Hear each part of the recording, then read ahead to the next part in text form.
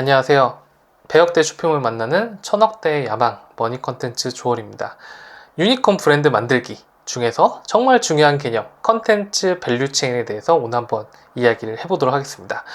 밸류체인이란 단어 혹시 아시나요? 많이 들어보셨죠? 뉴스에서도 무슨 반도체 밸류체인, 자동차 밸류체인이 끊겨가지고 자동차가 안 만들어져 뭐 이런 얘기 들어보셨잖아요. 사실 밸류체인이란 단어는 이제 하버드 대학원에서 포터라는 교수가 완성한 개념으로 알려져 있고, 우리가 흔히 밸류체인이라고 하면 기업이 제품을 만들 때 예를 들어 원재료는 어디서 하고 뭐 원단은 어디서 만들고 이런 이제 글로벌 돼 있는 밸류체인, 이 과정을 통해서 이걸 매니지먼트 즉 관리해서 원단에서 뭐 제조, 연구, 포장 뭐 이런 모든 소비자한테 가기까지 이한 모든 과정에서 부가가치를 만들어내는 거를 얘기합니다. 즉 이걸 얼만큼 촘촘하게 짜가지고 최대한 로스를 줄이면서 부가가치 잘 만들어내느냐, 그것들이 곧 기업의 생명력과 가치를 결정한다. 그런 밸류체인을 잘 가지고 있어야 된다라는 내용이죠. 그래서 이 밸류체인은 만약 기업의 핵심처럼 알려져 있는데, 예를 들자면 코로나 팬데믹 기간 동안에 자동차들이 유럽 자동차들이 특히 이제 출고가 안 되고 뭐 자동차가 품귀였던 현상이 있었거든요. 즉 중국의 뭐 하네스라든가 부품이 있었던 데가 이제 중국 사람들이 일을 못하니까 이제 뭐 부품이 없어서 조리를 못하고 밸류체인이 끊겨가지고 이 부품 하나만 없었을 뿐인데 차가 안 나오거나 뭐가 빠져서 나온다거나 이렇게 되는 거죠. 반대로 그때 현대차 같은 경우에는 물론 이건 시사적인 얘기긴 하지만 이미 밸류체인이 한번 끊겼던 걸 경험을 했었던 업체들이라 미리 재고를 좀 확보해야 한다든가 국내 쪽으로 밸류체인을 많이 만들어서 세계적인 기업으로 성장할 수 있는 바탕이 되었다고 할 수 있습니다. 반대로 최근에는 이제 미국과 중국 이슈 때문에 반도체 밸류체인이라는 얘기 있잖아요. 미국이 밸류체인을 다시 설계를 해서 한국하고 뭐 네덜란드, 유럽 뭐 이런 쪽만 참여를 해서 이제 반도체 만들게 하는 밸류체인 장벽을 만들고 있고, 중국은 어떻게든 끼고 싶은데 거길 못 대서 갈등이 일어나고, 이런 것들이 바로 밸류체인이라고 할 수 있고, 이 밸류체인 안에 못 드는 업체들은 이제 거의 멸망을 하게 되고, 이 밸류체인에 들어간 업체들은 미래가 담보되는 이런 개념입니다. 자, 그러면 이런 밸류체인은 기업의 생명을 지고 흔드는데, 온라인 브랜드의 생명을 지고 흔드는 건 뭘까요? 바로 컨텐츠 밸류체인입니다. 자, 컨텐츠 밸류체인이란 내가 가진 제품의 부가가치를 얼마나 치밀하게 설계했느냐라는 개념이고요. 그리고 이 밸류체인, 컨텐츠 밸류체인을 가지고 있는 브랜드와 아닌 브랜드의 생명력이 얼마큼 차이 나느냐라는 개념으로 설명을 할 수가 있습니다. 예를 들자면 여기 지금 보르라고 하는 분유 포트가 있습니다.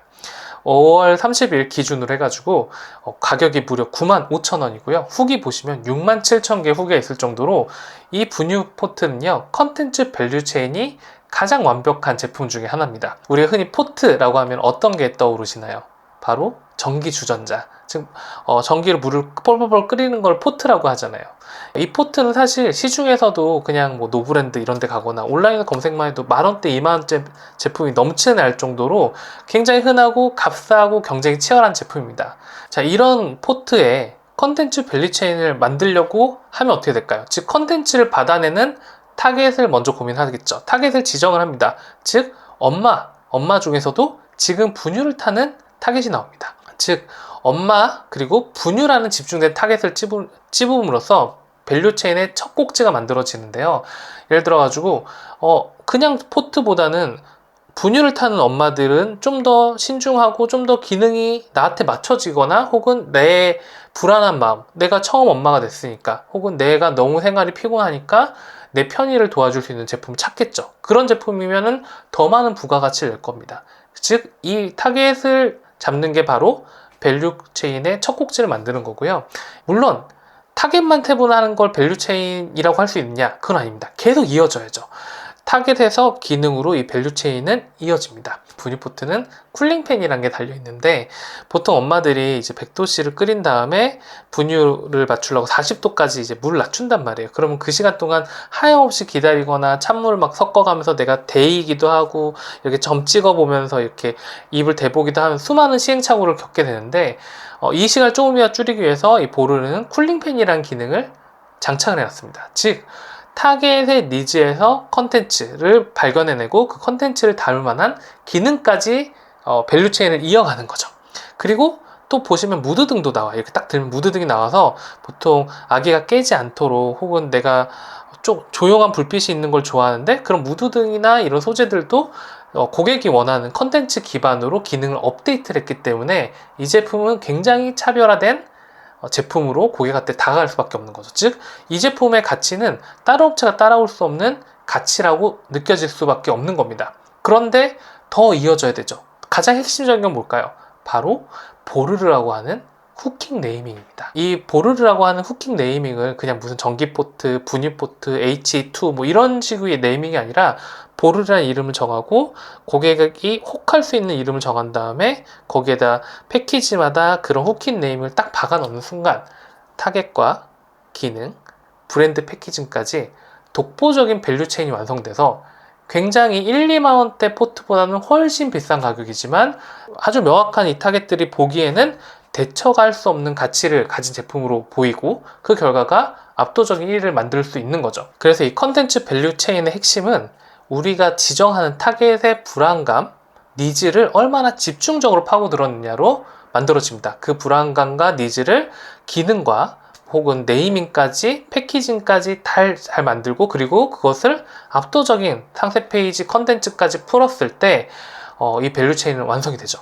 시장에서 압도적인 유니콘 브랜드들이 있습니다. 그들은 업계에서 가장 비싸지만 가장 잘 파는 업체 중에 하나입니다. 또 이 제품의 아성을 넘나들 수 있는, 기능은 비슷한 제품들이 많을 수 있겠지만 이미지나 느낌에서 이 제품을 능가할 수 있는 유사한 제품도 시장에 없는 것처럼 보이죠. 이게 바로 컨텐츠 밸류 체인을 잘 만들었을 때 벌어지는 일인데요. 보르르뿐만이 아니라 독도콩콩 제빙기라든가 인바디 다이어리라든가 원목 가구 브랜드인 베이직 가구 같은 경우가 이 컨텐츠 밸류 체인을 굉장히 잘 만든 사례라고 볼 수 있겠고, 이 사례들은 다음에 좀 더 깊게 좀 볼 수 있도록 하도록 하겠습니다.